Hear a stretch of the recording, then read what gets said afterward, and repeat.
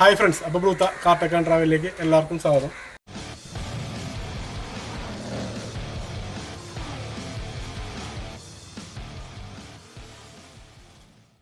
അപ്പോൾ ഇന്നത്തെ വീഡിയോ എന്ന് പറഞ്ഞു കഴിഞ്ഞാൽ നമ്മുടെ എല്ലാവരും ബുദ്ധിമുട്ടുള്ള ഒരു കാര്യം തന്നെയാണ്. നമ്മുടെ mpfi വണ്ടിയുടെ ത്രോട്ടൽ ബോഡി പ്രശ്നങ്ങളാണ്. അത് ക്ലീൻ ചെയ്യൽ. ഇപ്പോൾ രാവിലെ വണ്ടി സ്റ്റാർട്ട് ചെയ്യുമ്പോൾ റേസിംഗ് ആയിട്ട് നിൽക്കുക, അല്ലെങ്കിൽ RPO എടുക്കാതിരിക്കുക, ഇങ്ങനെയുള്ള കാര്യങ്ങളാണ്.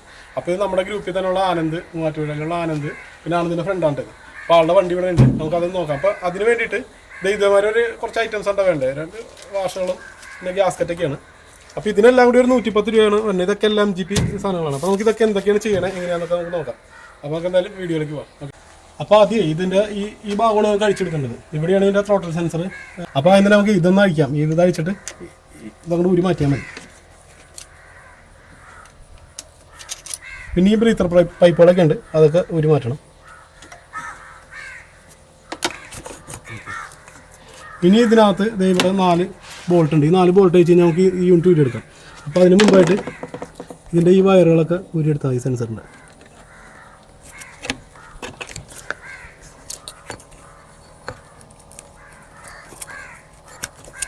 അതുപോലെ അതിൻ്റെ അടിയിലും ഒരു സെൻസറുണ്ട്, അത് ഊരിയെടുക്കണം.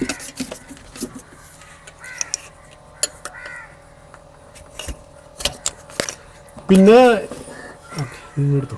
അപ്പോൾ ഇത് ആൾമോസ്റ്റ് എല്ലാ വണ്ടിയുടെ ഒരുപോലെയാണ്. ഇത് 2002 മോഡലാണ്. അപ്പോൾ 2001 ഇവിടെ 2 കാണാൻ പറ്റും, 2 പൈപ്പ് ഉണ്ട്. അത് ഇൻലെറ്റും ഔട്ട്ലെറ്റും ഉണ്ട് നമ്മുടെ കൂളൻറ്റിൻ്റെ.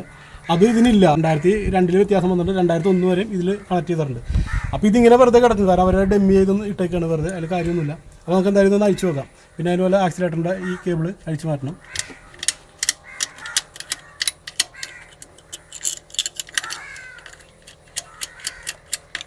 പന്ത്രണ്ടിൻ്റെ 4 നെറ്റ് ഊരി എടുക്കണം. അപ്പോൾ ഇതാണ് ത്രോട്ടൽ ബോഡി എന്ന് പറയുന്നത് കേട്ടോ. ടോട്ടൽ ഇത്ര ഒരു പീസ് ഉണ്ടാവും. ത്രോട്ടൽ ബോഡി ഇതാണ്, അതിൻ്റെ ത്രോട്ടൽ ഇവിടെ ഇരിക്കണം. അപ്പോൾ നമുക്കിത് 4 നെറ്റ് ഊരിയിട്ട് അഴിച്ചെടുക്കാം. അപ്പോൾ 4 നെറ്റ് ഇവിടേക്ക് ഉണ്ട്, 2 മുകളിലും ഉണ്ടാവും, പിന്നെ 2 ബോൾട്ട് അടിയിലും ഉണ്ട്. അപ്പോൾ അത് അഴിച്ചിട്ടുണ്ട്. നമുക്ക് ഇനി ഇങ്ങോട്ട് വെറുതെ വലിച്ചെടുത്താൽ മതി, കാണാൻ പറ്റും. അപ്പോൾ ഇവിടെ വരുന്ന ആ ഒരു ഗ്യാസ്കറ്റ് ഉണ്ട്, ആ ബ്ലാക്ക് ആദ്യം കാണിച്ചത്. അപ്പോൾ ഇതിൻ്റെ അകത്ത് ഇങ്ങനെ ഇരിക്കണേ, അതിപ്പോൾ അതിൻ്റെ ഉള്ളിൽ കുറച്ച് ഓയിൽ മയോ കാണും. അത് വേറെ ഒന്നുമില്ല, ഇതൊരു PCB എന്ന് പറഞ്ഞ സംഭവമുണ്ട്. പോസിറ്റീവ് ക്രാങ്കിൻ്റെ ഒരു ഇതാണ്, അത് പ്രഷർ എടുത്തതാണ്. പിന്നെ ഇത് ബ്രീത്തർ. അപ്പോൾ ഈ ബ്രീത്തർ പൈപ്പിൽ കൂടിയൊക്കെ ഓവറായിട്ട് വരുന്ന ഓയിലാണ് കാണുന്നത്. നമുക്ക് എന്തായാലും അഴിച്ചു നോക്കാം. അപ്പോൾ ഇതാണ് ഈ ത്രോട്ടൽ സെൻസർ. അപ്പോൾ നമുക്ക് ഇവിടെ 2 സ്ക്രൂ ഉണ്ട്, അയച്ചു കഴിഞ്ഞാൽ അത് എടുക്കാൻ പുറത്തേക്ക്.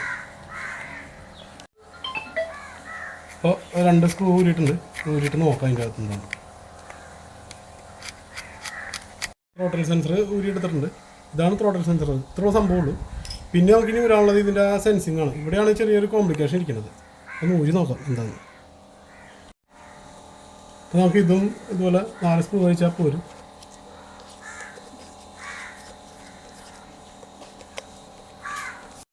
അപ്പോൾ ഇത് ഇവിടെ ഇങ്ങനൊരു പൈപ്പ് വേണ്ടതേ, ഒരു വാട്ടർ ഇത് കൊടുത്തിരുന്നതാണ്. ടെമ്പറേച്ചർ അറ്റൻഡ് ചെയ്യാൻ വേണ്ടിയിട്ടായിരുന്നായിരിക്കും. പക്ഷേ ഇപ്പോൾ അത് കൊടുക്കണില്ല. നമുക്ക് ഇതൊന്നും അഴിക്കാം. ഇതിനകത്താണ് ഈ ടൈറ്റ് വന്നേക്കണേ. ഇവിടെയാണ് ഇതിൻ്റെ പ്രശ്നം ഇരിക്കുന്നത്. അപ്പോൾ നമുക്ക് ഇതൊന്നും അഴിക്കണം. അപ്പോൾ ഇതിൻ്റെ പ്രശ്നം എന്ന് പറഞ്ഞു കഴിഞ്ഞാൽ ഇവിടെയാണ് ഇതിൻ്റെ ഇതിരിക്കുന്നത്. ഇവിടെ ഒരു വാൽവ് പോലെയാണിത്, കണ്ടാൽ മനസ്സിലാവും. എന്തേ കണ്ട, ഇതിങ്ങനെ ഇവിടെ പതുക്കെ ഇങ്ങനെ ഓപ്പൺ ആവും. കണ്ടോ, കാണാൻ പറ്റും, ഇങ്ങനെ ഓപ്പൺ ആവും. അപ്പോൾ ഇത് ഫുള്ളായിട്ട് അടയാതെ വരുമ്പോഴാണ് ഇതിൻ്റെ പ്രശ്നങ്ങൾ വരുന്നത്. RPM കൂടുക, അല്ലെങ്കിൽ ഇത് തുറക്കാതിരിക്കുക, അപ്പോഴാണ് രാവിലെയുള്ള പ്രശ്നങ്ങൾ വരുന്നത്. അപ്പോൾ ഇതിനകത്ത് എന്തായാലും ഇവർ ഇവിടെ വാട്ടർ ലൈൻ കൊടുത്തിട്ടുണ്ടായിരുന്നു ആ 2001 മോഡലിൽ. ചിലപ്പോൾ ഇതിന് ശേഷം ECMൽ വ്യത്യാസം വന്നിട്ടുണ്ട്. 2003-ൻ്റെയും 2002 ECM വേറെയാണ്. അപ്പോൾ അതിനകത്ത് ചിലപ്പോൾ അവർ എന്തെങ്കിലും ചെയ്തിട്ടുണ്ടാവും. ഇതിനകത്ത് ടെമ്പറേച്ചർ അഡ്ജസ്റ്റ് ചെയ്യണം എന്തെങ്കിലും കാര്യത്തിൽ. ഇങ്ങനൊരു സംഭവം ഉണ്ടായിരുന്നു ഇവിടെ. 2001 വണ്ടി നമ്മളിവിടെ കിടക്കുന്ന വണ്ടിയിലുണ്ടത്. അപ്പോൾ നമുക്ക് ഇതൊന്നും അഴിക്കാം. ഇതൊന്ന് ക്ലീൻ ചെയ്ത് കഴിഞ്ഞാൽ ഇവിടുത്തെ പ്രശ്നങ്ങളൊക്കെ മാറും. ഇതിനകത്ത് കണ്ട കരിയൊക്കെ കയറിയിട്ട് ഓയിലൊക്കെ അംശം വന്നിട്ട് ഇത് ടൈറ്റായി നിൽക്കുക. ഇത് ഫുള്ളായിട്ട് ക്ലോസ് ആവുള്ളത്, അതാണ് ഇതിൻ്റെ പ്രശ്നം. നമുക്ക് ഇത് അഴിക്കാം എന്തായാലും. അപ്പോൾ ഇത് അഴിക്കണമെങ്കിൽ ഇത് ഇവിടെ 2 സ്ക്രൂ ഉണ്ട്. ഇത് ഫ്ലവറാണ്. ഫ്ലവർ ഇട്ടിട്ട് അഴിക്കണം. ഫ്ലവർ ഇട്ട് കഴിഞ്ഞാൽ ഊരിയെടുക്കാം.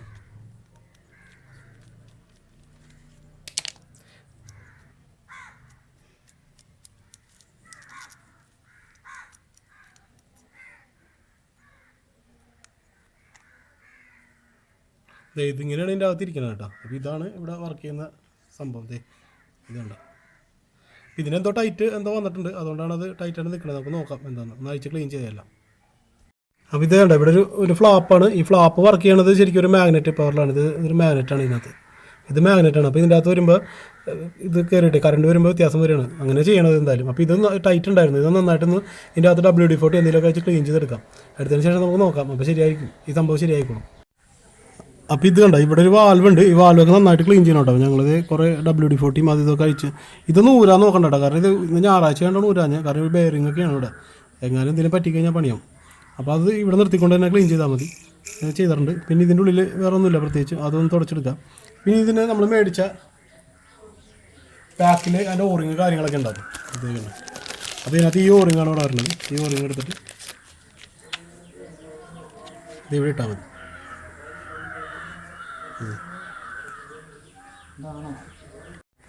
അതിനിട്ടിട്ട് പിന്നെ ഇത് കറക്റ്റായിട്ടേ അപ്പോൾ ഇവിടെ ഈ ഫ്ലാപ്പ് ഇത് ഇങ്ങനെ വരുന്ന രീതിയിൽ തന്നെ അടച്ചു വെക്കണം. ഇങ്ങനെ അടച്ചു വെച്ചുകൊണ്ട് ഇതേ കണ്ട ഇവിടെ ഇങ്ങനെ ഫ്ലാപ്പ് കാണാൻ പറ്റും അടയണത്. ഈ രീതിയിൽ വെച്ചിട്ട് ഇത് ഇട്ട് മുറിക്കിയാൽ മതി. ഓക്കെ, ഇങ്ങനെ വെച്ചിട്ട് മുറിക്കിയാൽ മതി. അപ്പോൾ ഇത് ഇങ്ങനെ മാക്സിമം ഇങ്ങനെ വെച്ചിട്ട് മുറുക്കണം, എന്നാലേ ഇത് വർക്ക് ചെയ്യുള്ളൂ കേട്ടോ. അങ്ങനെ വെച്ച് ഫുള്ളിട്ടിട്ട് ടൈറ്റ് ചെയ്താൽ മതി. പിന്നെ നമ്മുടെ ഈ യൂണിറ്റ് വരുന്നത് ഇവിടേക്കാണ്. അപ്പോൾ ഇതിൻ്റെ പാക്കിംഗ് ഉണ്ട്, അതും ഇതിനകത്തേക്ക് വെച്ചിട്ട് ഈ ഭാഗം ഇങ്ങനെ മുറിക്കാൻ മതി. നമ്മളിവിടെ ആ പാക്കിംഗ് ഇട്ടിട്ടുണ്ട്, നമുക്ക് കിട്ടുന്നതിൻ്റെ ഒപ്പം ആ പാക്കിംഗ് ഇട്ടിട്ട് ഇതിങ്ങനെ വെച്ചിട്ട് മുറിക്കാൻ മതി. ഈ ഭാഗം നമ്മൾ മുറിക്കിയിട്ടുണ്ട്. പിന്നെ ഇനി ഉള്ളതെന്ന് പറഞ്ഞു കഴിഞ്ഞാൽ ബാക്കി നമുക്ക് വണ്ടിയുടെ അകത്താണ്. ഇതിൻ്റെ ഒരു സെൻസർ ഉണ്ട്, ഈ ഒരു സെൻസർ കൂടി ഉണ്ട് കേട്ടോ. ഈ ഒരു സെൻസർ ത്രോട്ടൽ സെൻസർ എന്ന് പറയുന്നത് ഇത് നമ്മൾ ഇവിടെ വെച്ചിട്ട് ഇത് തുടച്ചെടുത്തിട്ടുണ്ട്. അത്യാവശ്യം ഇതും ഇവിടെ വെച്ചിട്ടാണ് മുറുക്കാം. ചെയ്തോട്ടേക്ക് മഴയായി എന്തായാലും വേണ്ട. ഇത് ഇവിടെ ഇട്ടിട്ടേ ഇത് ഈ സെൻസറാണ്, ടോട്ടൽ സെൻസർ. നമ്മൾ ഈ ഒരു പൊസിഷനിൽ വെച്ചിട്ട് മുറിക്കാൻ മതി.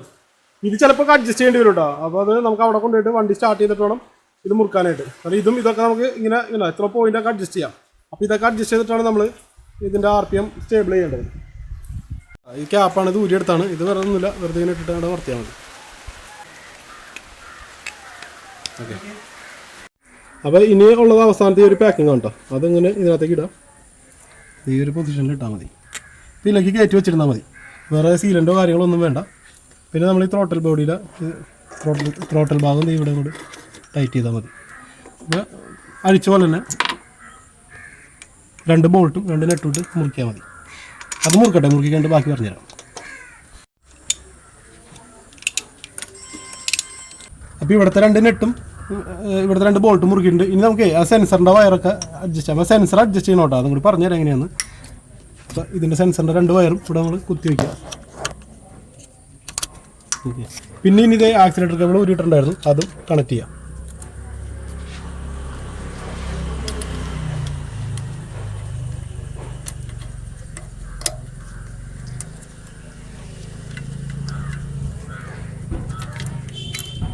എടുത്തിട്ടാൽ മതി.